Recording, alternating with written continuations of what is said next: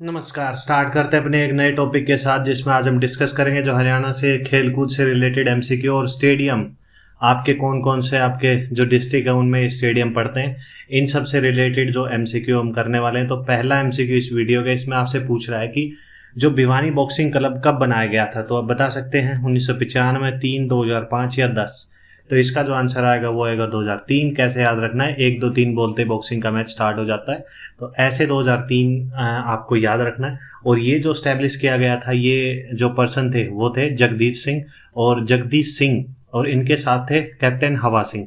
ये दो पर्सनैलिटी थी जिन्होंने खुद की फंडिंग करके जो भिवानी बॉक्सिंग क्लब खड़ा किया था, उसी को लेके भिवानी को जो टाइटल दिए जाते हैं, बॉक्सिंग का क्यूबा, बॉक्सिंग पावर हाउस, ये सभी टाइटल इन दो पर्सन की वजह से मिले हैं भिवानी को।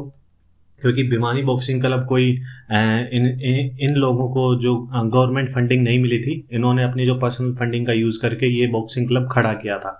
ठीक है। सेकंड एमसीक्यू, इसमें आपसे पूछ रहा है कि राजीव गांधी जो एरो स्पोर्ट्स सेंटर कहाँ पे है। तो आप बता सकते हैं महेंद्रगढ़ में है, हिसार में है, गुरुग्राम में है या पानीपत में है। तो इसका जो आंसर आएगा वो आएगा महेंद्रगढ़।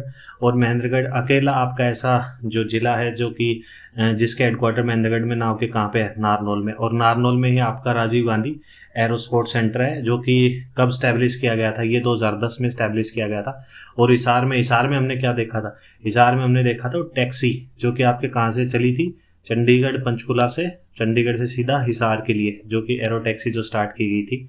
ठीक है, तो ये आपको याद रखना है। थर्ड एमसीक्यू, इसमें आपसे पूछ रहा है कि जो नेहरू स्टेडियम कहाँ पे है। तो आप बता सकते हैं फरीदाबाद है, पंचकुला है, गुरुग्राम है या रेवाड़ी है। तो इसका जो आंसर आएगा वो आएगा आपका गुरुग्राम ये आप लोकेट कर पा रहे होंगे।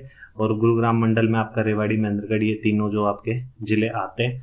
और जो नेहरू स्टेडियम आपका गुरुग्राम में पड़ता है। और फरीदाबाद में कौन सा स्टेडियम पड़ता है, वो पड़ता है आपका हरियाणा खेल जो परिसर स्टेडियम, इसको ये भी बोलते हैं।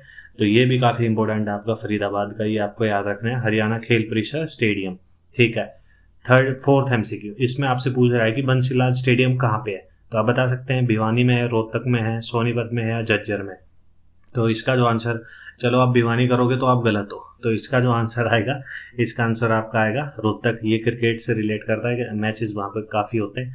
ठीक है। और भिवानी में कौन सा है, तो भिवानी जो स्टेडियम है वो है भीम सिंह। ठीक है, बी, ये आपको याद रखना है, बी करके भिवानी में भीम सिंह स्टेडियम है। ठीक है। और रोहतक में कौन सा, एक और जो स्टेडियम है रोहतक में, वो कौन सा है, वो है आपका राजीव गांधी। ठीक है, राजीव गांधी, बंसीलाल स्टेडियम, दोनों आपके रोहतक में पड़ते हैं। ये दोनों आपको याद रखने हैं। ठीक है। फिफ्थ एमसीक्यू, इसमें आपसे पूछ रहा है कि सुभाष चंद्र स्टेडियम कहाँ पे है। तो आप बता सकते हैं। तो सुभाष चंद्र स्टेडियम जो आपके पड़ता है कहाँ पे, ये आपके पलवल में पड़ता है। तो ये आपको याद रखना है। ठीक है। फरीदाबाद का खेल परिसर हमने देख लिया।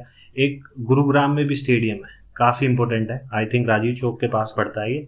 तो ये आप बता सकते हैं उसका नाम सर्च करके कि वो कौन सा स्टेडियम है। इंपॉर्टेंट है, काफ़ी बार इस पर भी जो क्वेश्चन पूछा गया है हरियाणा स्टाफ सिलेक्शन कमीशन में। ठीक है। सिक्स्थ एमसीक्यू, इसमें आप से पूछ रहा है कि बिल्ट जो फुटबॉल स्टेडियम है, तो ये कहाँ पे है। यदि आपने हमारी जो पिछली वीडियो देखी होंगी कि यदि बिल्ट का कारोबार आपको पता होगा कहाँ पे है, तो आप पकड़ गए होंगे कि ये स्टेडियम कहाँ पे है। तो आप बता सकते हैं। तो इसका जो आंसर आएगा ये आएगा आपका यमुनानगर। ये यमुनानगर को आप लोकेट कर पा रहे होंगे। यमुनानगर फेमस इसलिए क्योंकि यहीं से आपके यमुना एंट्री करती है और यहाँ से पलवल के हसनपुर से यूपी की तरफ चली जाती है। ये आपके लिए किस लिए फेमस है, हल्दी के लिए फेमस है, आम के लिए फेमस है, कलेसर जो नेशनल पार्क आपका यहाँ पे है। ठीक है, हाथियों के दिखता है यहाँ पे, तो इसलिए आपका यमुनानगर फेमस है। और यमुनानगर में आपका बेल्ट का फुटबॉल स्टेडियम है, तो ये आपको याद रखना है। ठीक है। और सिरसा में कौन सा स्टेडियम है, एक सिरसा में है, ये आप सिरसा का लोकेट कर पा रहे होंगे, सिरसा में है भगत सिंह। ठीक है, तो ये आपको याद रखना है, सिरसा में भगत सिंह है। और बेल्ट का जो आपका जो पड़ता है ये आपका यमुनानगर में पड़ेगा। और सिरसा और पंचकुला को मैं काफ़ी बार साथ पढ़ाता हूँ, क्योंकि ये अकेले आपके ऐसे ज़िले हैं जो कि हरियाणा के एक ज़िले के साथ बाउंड्री टच करती है, ये अम्बाला के साथ और ये सिर्फ फतेहाबाद के साथ। ठीक है। सेवंथ एमसीक्यू, इसमें आपसे पूछ रहा है कि प्राइज मनी, एक सिल्वर कोई जीत के लेके आता है ओलंपिक में, तो उसको कितने पैसे दिए जाते हैं। तो आप बता सकते हैं। इसकी पूरी एक टेबल बना के मैं आपको समझाऊंगा, पहले एमसीक्यू कर लेते हैं इसमें रिलेटेड। ठीक है। तो इसका जो आंसर आएगा वो आएगा आपका 4 करोड़ आएगा। ठीक है।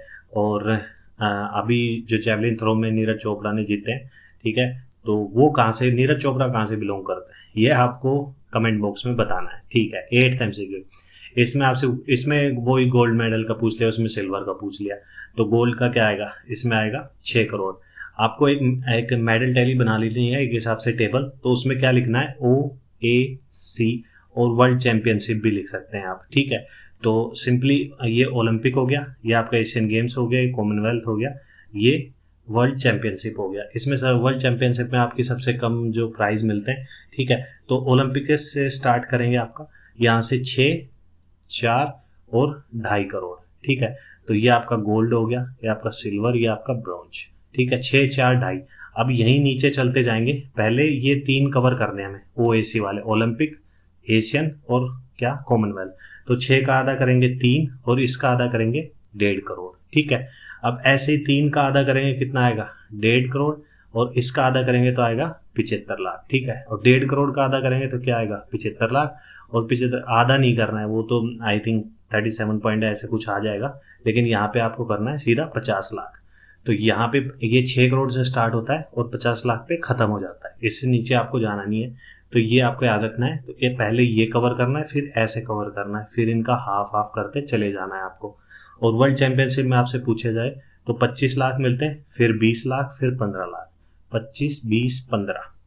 वैसे वर्ल्ड चैंपियनशिप पे इतने MCQ बनते नहीं है जितने आपके ओलंपिक, एशियन और कॉमनवेल्थ पे बनते हैं, ठीक है। तो ये 6, 3, 1.5, 6, 4, 2.5, और फिर आप ये समझ ही गए होंगे किस हिसाब से इसको क्रैक करना है, ठीक है। 9th MCQ इसमें आपसे पूछ रहा है कि आपका जो शिवाजी स्टेडियम कहाँ पड़ता है, तो आप बता सकते हैं सोनीपत, पानीपत, करनाल, अंबाला।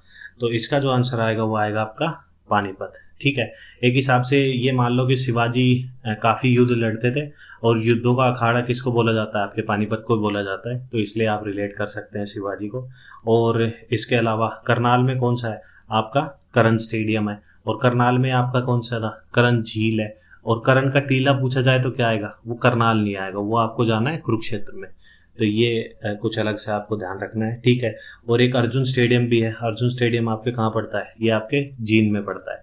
तो ये मान लो कि जींद को एक हिसाब से पांडु पिंडारा बोला जाता है, यहाँ पे जो हरियाणा का हरिद्वार है, यहाँ पे अर्जुन ने अपने जो पूर्वज थे उनकी अस्थियां बहाई थी। तो ऐसे करके आप याद रख सकते हैं, जो कि अर्जुन का जींद से रिलेट करता है। लास्ट MCQ इजी, इसमें आपसे पूछ रहा है कि हरियाणा का स्टेट स्पोर्ट्स कौन सा है, हॉकी है, कबड्डी है, खो खो है, इनमें से कोई नहीं। तो आप बता सकते हैं, तो इसका जो आंसर आएगा वो आएगा कबड्डी, तो बिल्कुल नहीं है, इसका आंसर आएगा डी है। और इसके अलावा आपको बताना है इसका क्या आंसर है, काफ़ी इजी है, आपको पता ही होगा। तो ठीक है, तो बस आज के लिए यही वीडियो थी, यही MCQ थे। आपको वीडियो अच्छी लगी हो तो लाइक कर सकते हैं, चैनल को सब्सक्राइब कर सकते हैं। थैंक यू, जय हिंद।